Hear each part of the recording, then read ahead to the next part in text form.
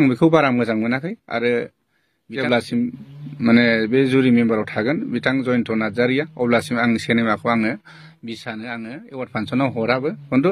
माखासे जोंनि जुरि मेम्बारफोरा पलिटिक्सखौ आं नुनो मोनदों।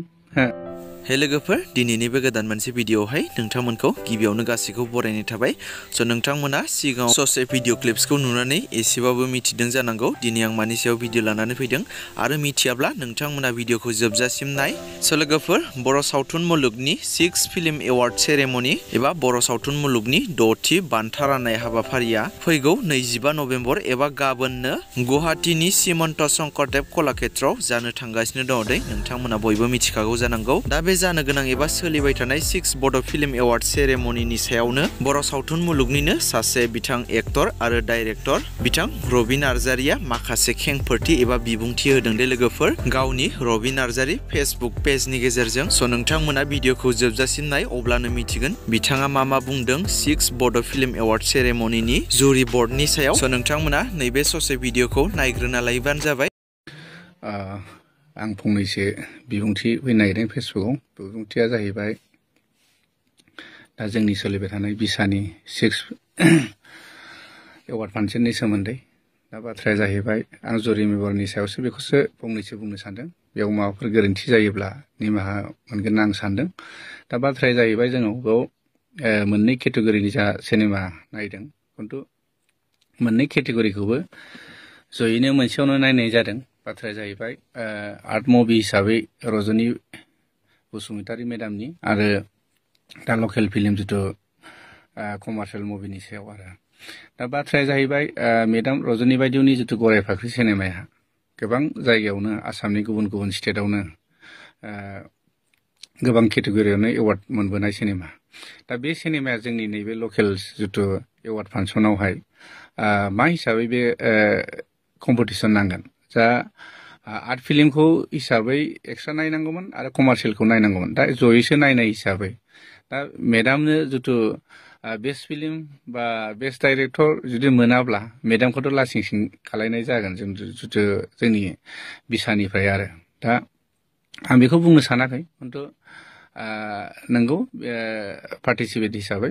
रजनी मेडामाबो खालायनो हायो खिन्थु आर्ट मुभि हिसाबै बेखौ बेलेग एक्सट्रा केटेगरि नायनांगौमोन आरो कमार्शियेल हिसाबै माखासे जोंनि लकेल सिनेमाफोरखौ नायनांगौमोन। दा बिथाङा जाय सिनेमायानाखि गोबां आसामनि स्टेटनि बाहेरायावहायनो एवार्ड मोनबोखानाय सिनेमा बे सिनेमाया मा हिसाबै जोंजों कम्पिटिसन नांनो। दा बेनो मथा मथि नांगौबा स्पेसियेल मोनसे जुरि एवार्डनिफ्राय स्पेसियेल एवार्ड होजायोमोन आरो मान सनमान खालामनानै खिन्थु कम्पिटिसनाव होआलासिनो आं बेखौ नुहुरदोंमोन आरो बे आंनि साननायसो आरोखि। बे मोनसे थांबाय। दा बाथ्राया जाहैबाय दा आंनि सिनेमा थैसाम 2खौ लानानै आं बुंनो सानदों। दा जायनाखि जोंनि सिनेमायाहाय बे बोसोराव आं नुनायाव आरो बांसिन कालेक्सन जानाय हिसाबै आंनि बाजेटआ 60 लाखसनि बाजेटमोन। दा बे सिनेमाया मथा मथि 98 लाखसो कालेक्सन जानाय जादों आरोखि। दा बे सिनेमाखौहाय जिथुनाखि आं बेलेग केटेगरि आं बेस्ट एक्टर बेस्ट डाइरेक्टर आं बे बेस्ट सिनेमा बेफोरखौ बुंनो थाङा खिन्थु एक्सन हिसाबै नमिनि हिसाबैबाबो फैनांगौमोन। आंनाबो जाथारदों बे नङा एवार्डखौ आं मोनथारनांगौ बे नङा खिन्थु नमिनि हिसाबै फैनांगौमोन। जों एसे आनकमन लेभेलनि जों एक्सन बानायनाय जादोंमोन। दा आं बेयाव सानो माखासे पलिटिक्स सोलिनाय दं आरो आं खोनानो मोनदों जुरि मेम्बारफोरनिफ्राय आं खोनानो मोनदों बेसेबां सैथो आं खोनानो मोननायसो खिन्थु आंनि सिनेमाया कपि हिसाबै बे कपि हिसाबै आंनि सिनेमाखौ एवार्ड बा नमिनि होआ होनदों खिन्थु बाथ्राया बिदि बे नंद्राया जानो हागौ खिन्थु खोनानो मोननायाव आरो खिन्थु आं बेखौल' बुंनो सानदों जे जुदि कपि सिनेमाब्ला बेस्ट सिंगार जिथु नमिनेट होदों बेस्ट मेकआप होदों आरो बेस्ट मिउजिक जिथु डाइरेक्सननि जुदि नमिनि होदों बे बोरै फैनो मोनखो। दा बाथ्राया आं खोनानो मोनदों जयन्त नार्जारि बिथांखौ आं डाइरेक्ट बुंखायो जेथियानाखि आंनि मुभिया रिलिज जादोंमोन अब्ला सानसोराङा गावनि फेसबुक पेजाव मोनसे पस्ट होदोंमोन बेयावनो आंनि सिनेमाखौ बियो इनसाल्ट खालायखादों आरो जयन्त नार्जारियाबो। अब्ला बिथाङा दिनै प्रेजेन्ट एक्टिभ जुदि आर्टिस्ट मानसिया मा हिसाबै जुरि मेम्बाराव थानो मोनखो। दा गावनिनो मोननै मोनथाम सिनेमा दं जिथु बे एक्टिभ हिसाबै बे बोसोरनि बा थांनाय बोसोरनि सिनेमायाव। दा बे सिनेमायावबो थानाय हिसाबै एक्टिभ माने जिथु प्रेजेन्ट जितु आर्टिस्ट हिसाबै बिथाङा जुरि बर्डआव थानो मोनामोन आंनि नुनायाव आरो मालाया मा सानो खिन्थु आं बेखौ मोजां मोनाखै जेब्लानाखि आं बेखौनो आंनो बेनो लास्ट आं माने बड'सेनि आर्टिस्ट एस'सियेसननि आं एवार्ड फांसनाव आंनि मुभिखौ आंनो बेनो लास्ट आरो नेक्स्ट बाराव आंनि सिनेमा जेसेबां ओंखारदोंबाबो आं हरा आरोखि बे आंनि जिथुनाखि जयन्त नार्जारिया बे जुरि मेम्बाराव थागोन अब्लासिम आं हरा आंजों मा पार्सनेल दुश्मन दं गैया आंहा बेखौ जेबो गैया आं बेजों पार्सनेल जेबो दुश्मन गैया खिन्थु बाथ्राया जाहैबाय जितियानाखि रिलिज जानाय समावनो बे आंनो मोनसे कमेन्ट होदोंमोन बे नेगेटिभ कमेन्टखौ आरोखि दिनै आंनि सिनेमाया कपि जादों खिन्थु हलिउड बलिउडफ्राबो बिराद कपि खालायो खिन्थु बिथांमोनाबो दिनै बेबायदिनो सोलिदों जानो हागौ आंनि स्ट'रि बायदिसिनाफ्रा कपि जानो हागौ खिन्थु एक्टिं बायदिसिनाथ' कपि नङा एक्सनाथ' कपि नङाना दिनै रायजोफ्रा हाजार हाजार रायजोफ्रानो आंनि सिनेमाखौ नायदों दा आं बेलेग केटेगरिखौ बुंनो थाङा आंनि एक्सनखौ माने जोंनि आसामनि बा अल आसाम बा अल बड' जोंनि जेसेबां बर'फ्रानो आंनि सिनेमाखौ अनसायदों बे हिसाबै आंनि सिनेमायाबो कालेक्सन जादों जिथुनाखि 60 लाख बाजेटनि सिनेमाया 98 लाख दासिम माने कालेक्सन जाना दं आरोखि ओंखायनो आं बेखौ बारा मोजां मोनाखै आरो बिथाङा जुरि मेम्बाराव थानायखौ आं मोजां मोनाखै जेब्लासिम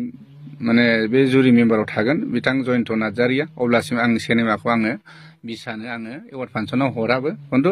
बेनो आं बिसानि सार्टिफिकेटखौ लागोन आं बिसाखौ फोथायो खिन्थु माखासे जोंनि जुरि मेम्बारफोरा पलिटिक्सखौ आं नुनो मोनदों बयबो बिथांमोनानो गोबां जोंनि आर्टिस्ट बा जोंनि प्रडिउसार डाइरेक्टरफ्राबो गोबां रायलायदों दिनै बुंनो हायैयावसो बुङाखै आं दिनै फकासाव बुंदों बेयाव जुदि माबाफोर गोरोन्थि जादोंब्ला आं निमाहा मोनगोन होनना सानदों खिन्थु लिगेलि थांनांगौ बे आरोखि ओंखायनो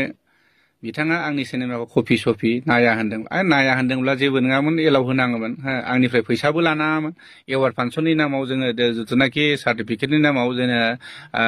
3000 करि हिसाबै हरो हिसाबै मानो होनब्ला गोनांथि जायोब्लाथ' जोङो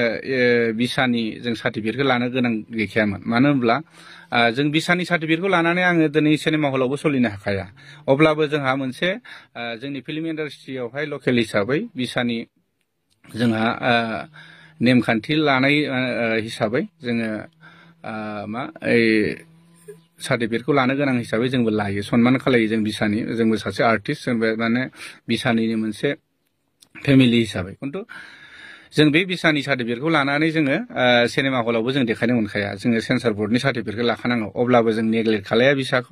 बिसाया थांना थानांगौ जेब्लाबो नैबेखौ जों लुबैयो दा